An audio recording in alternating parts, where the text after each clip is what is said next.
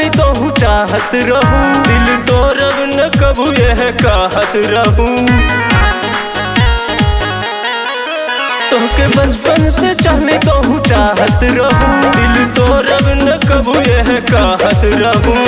प्यार में धोखा दिलू ये गोरी भरल जवानी में, तू बदल गईलू जान कहानी में, जब पढ़त रही नदानी में। तू बदल गईलू जान कहानी में, जब पढ़त रही नदानी में।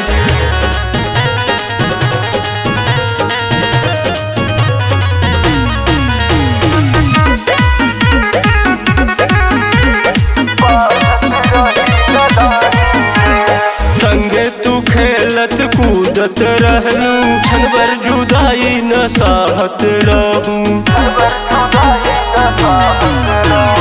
संगे तू खेलत कूदत रहलू, क्षण भर जुदाई न साहत रहूं। कावन कसुर कैली चूर कैलू सपना, भरलू तू पानी में। तू बदल गईलू जान कहानी में, जब पढ़त रही नदानी में। तू बदल गईलू जान कहानी में, जब पढ़त रही नदानी में।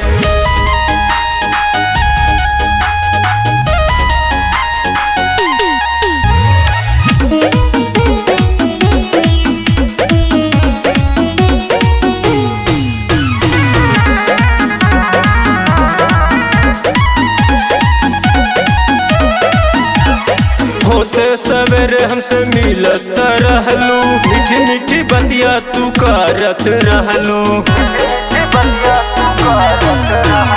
होते सवेरे हमसे मिलत रहलू, मीठी मीठी बतिया तू करत रहलू। रमेश राज के दहलू भुलाई, छोड़लू तू हानि में।